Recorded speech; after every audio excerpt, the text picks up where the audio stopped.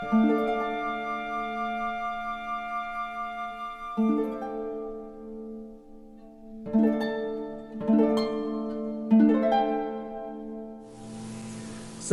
let's talk about some information that you imparted on the eTORUS number 50, which is available on the Meru.org website.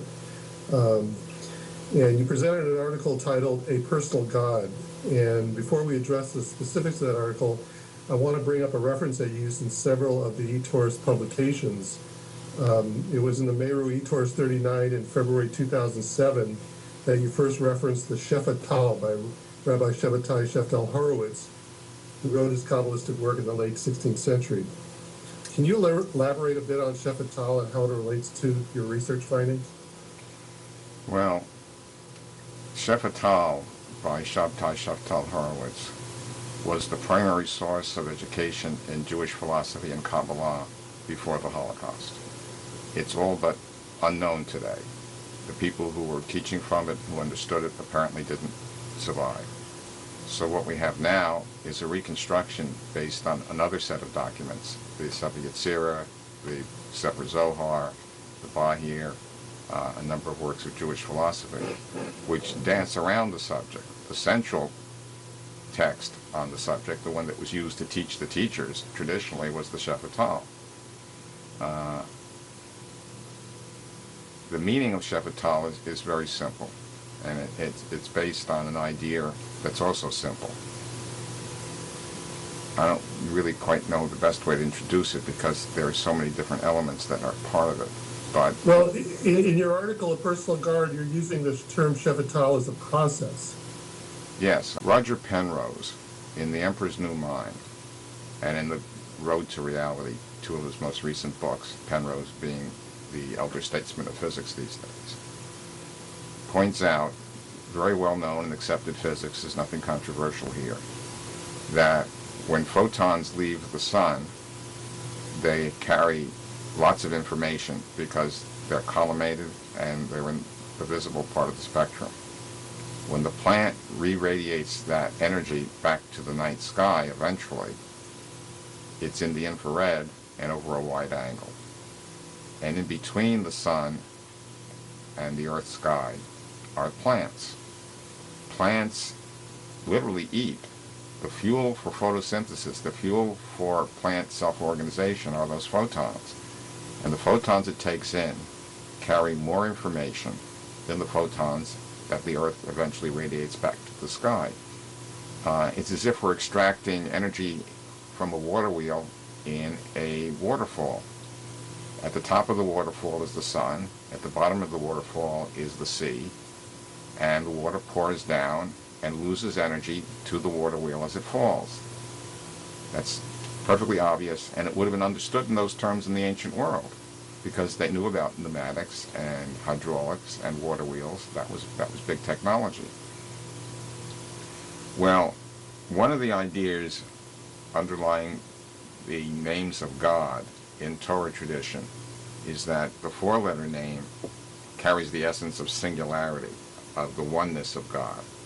And the five-letter name carries the allness, the wholeness of God. That's why Elohim has a Yud Mem ending. It doesn't mean plural, it means expanse.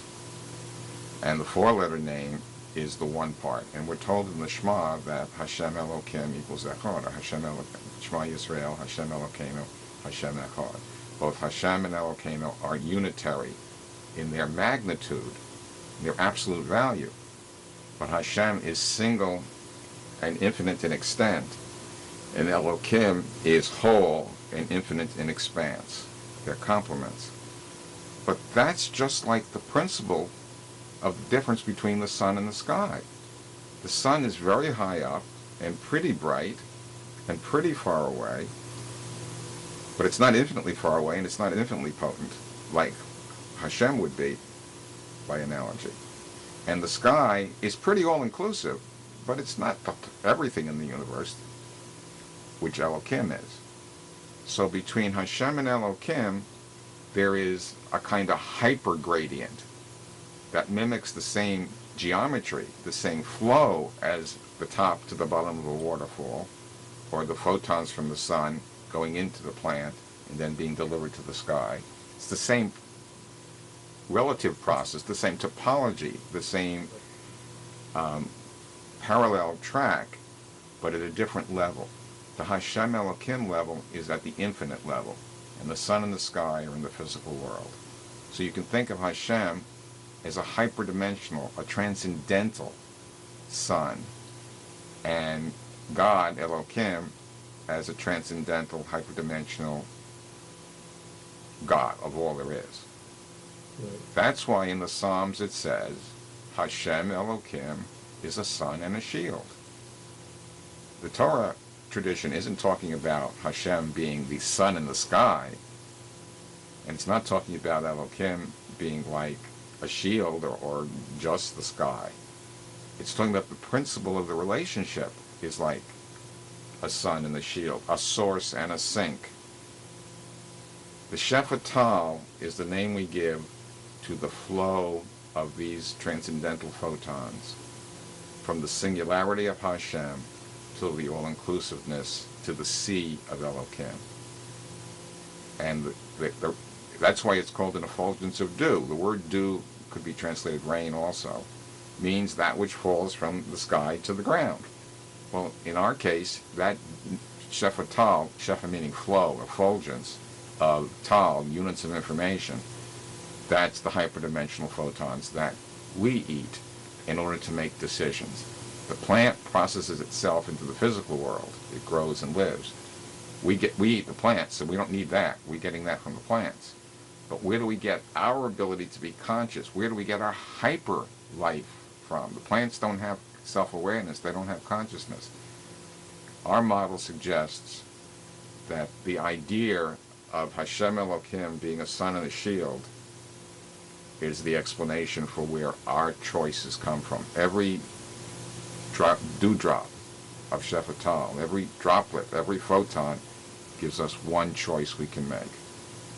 And Hashem has an infinite source of photons, an infinite source of Shefatal, which flows eternally and fuels continuous creation. So that represents the duality that you talk about.